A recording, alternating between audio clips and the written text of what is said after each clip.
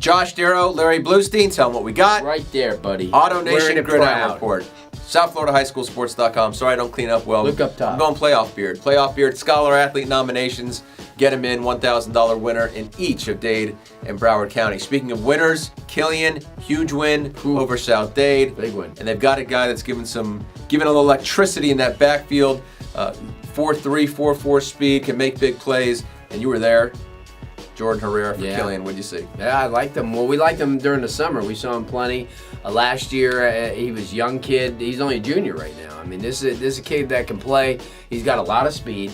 And the one thing is, when you look at a team like Killian, they really try to find balance. They have a lot of running backs, big, powerful running backs. They didn't have a real breakaway threat. Now they do. This is a kid that can get out in the open, and with the defense that they have, they make it a short field. They remind me the way they play is like a lot like Central and a lot like Booker T's, where their front seven are just tremendous. But Jordan Herrera is a guy who capitalized. He really put the ball in his own hands last week, and Josh, that was an important win. I mean, if Killian lost, it would have been all over. So here's a kid like that who everybody's been talking about. Coach Corey Johnson, I'll get it. Corey Johnson been talking about. Yeah. That's why we're here. Corey Johnson has been talking about kids like Jordan Herrera making a huge impact than he did against South Dade. All right, we're going to stick with running backs, move up to Broward County. You watch Plantation, it's like the same team. Yeah. Over and over. Run that same offense. Run that same offense, have the same kind of backs. And one that we want to talk about this year that has made a difference for Coach Davis, Clint Sills Jr. Yeah, Clint Sills Jr. from day one. We saw him last year. He was at Dillard. So he makes the move over. He's a bigger back. I think he's about 6'1", about close to 200 pounds. He's a big kid.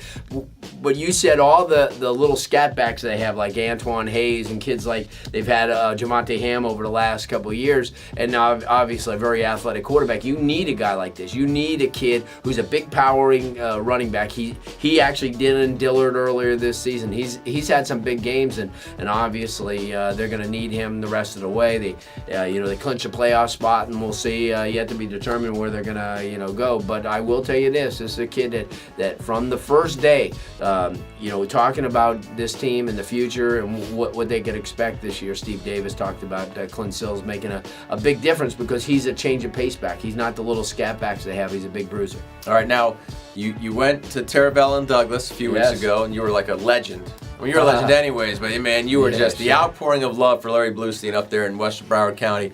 Then you came back. I saw you the next night. We were down at Trash, and you said, Sifo Pierre. Yes. Offensive lineman Terravella. We gotta talk this man up. Yeah, we do.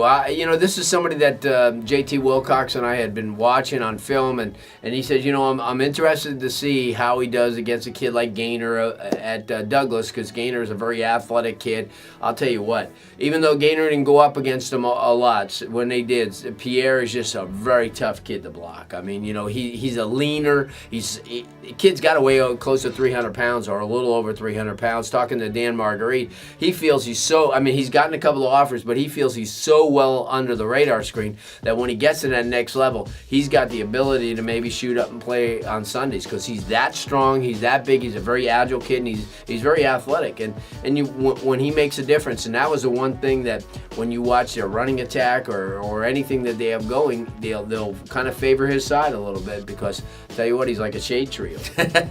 All right, there you go. Jordan Herrera, Clint Sills Jr., Sifo Pierre from Terravella. One last time, what did we just do? Right there, buddy. AutoNation Gridiron Report here on South Florida High School Sports.com.